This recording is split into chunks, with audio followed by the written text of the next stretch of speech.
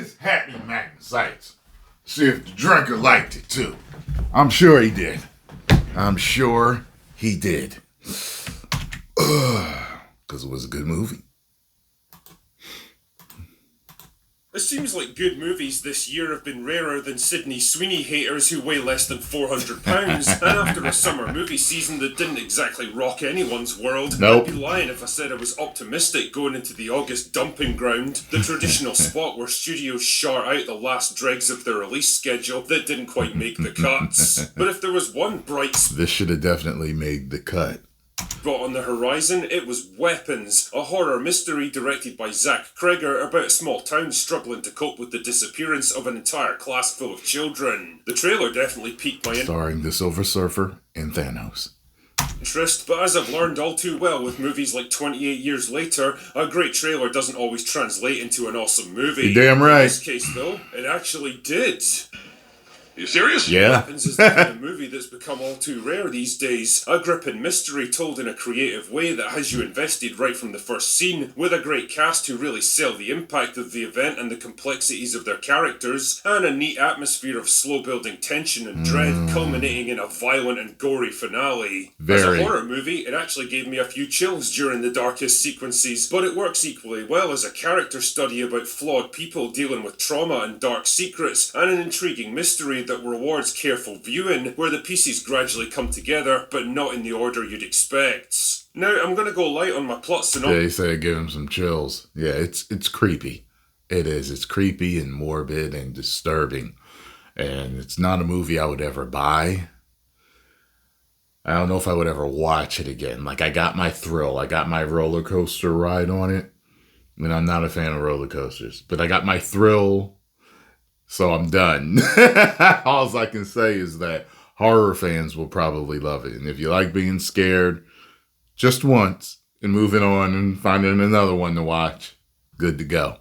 See, I can watch certain funny horror movies again, like certain Nightmare on Elm Streets, because they got funner and funner as they got lighter as they went along.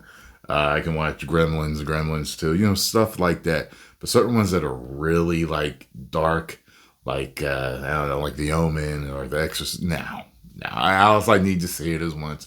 I'm done. And I don't like watching those types anyway. Just because I don't want to spoil anything, but if you don't want to know a single thing about this movie, well, I understand. Just know that I resent you for it. Anyway, the movie opens up in the small American town of Maybrook with the disappearance of 17 school children who all get up in the middle of the night at the exact same time, run outside, and vanish into the darkness. As we soon find out, all of them belong to the same class, and only one kid named Alex was left behind, with no explanation for what happened to his friends. Suspicion naturally falls on their teacher just as soon as I got, this is for people that seen it, as soon as I got suspicious of who may have been responsible, it's almost like a red, it's like it's a glaring, person, and you see the person, and they're talking, and I'm like, okay. But then you see something happen in the school, and I was like, I know what happened. I know what happened, and I know why those kids are gone. And I was right. But I'm telling you, throughout the whole movie, you don't know what the hell is going on. Ian, who's placed on mandatory leave while the police investigate, and turns to drinking to help her cope. But she soon finds herself plagued by nightmares about the missing kids and a mysterious woman who always seems to be in the background.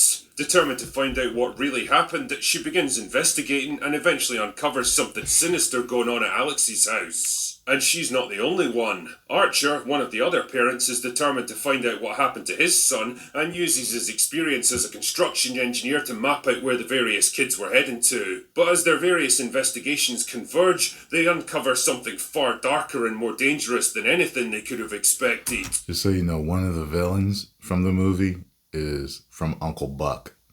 From the movie Uncle Buck. Now, apparently one of Zach Kreger's inspirations for Weapons was the movie Magnolia, and you can definitely see the influence in how the film's structured. The narrative unfolds non-chronologically from multiple perspectives, so that just when you get to a point in the story where something dramatic or inexplicable happens, it'll usually jump backwards in time to tell the story leading up to it from a new point of view. It's a fun way of experiencing a story like this, and it allows Kreger to pace out the mystery elements, giving you just enough to move things forward, then taking you back to fill in the blanks in between. What surprised me as well is how far the movie backs off from the horror elements at times to deliver a much more dramatic, character-centered story. Horror movies aren't exactly known for their complex characterizations and deep introspection, but Weapons manages to do it with ease. Yeah. The characters in this movie, their various flaws and hang-ups and dark secrets are just as important to the narrative as the mystery they're trying to uncover and the threat that they face. And it's all helped along by... Remember how I said the acting was great, but it was very natural. There wasn't any bravado to it.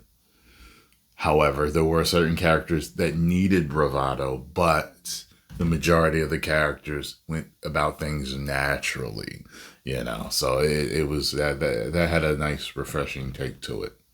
Because, sometimes with horror movies, people are all the characters are a little bit extra in some way. Well, it didn't feel like that with this. Superb performances from Julia Garner, Josh Brolin, Benedict Wong, and even Alden Ehrenreich. After suffering through the absolute indignity of Ironheart, it's nice to see the guy making a... Never knew his last name was Wong.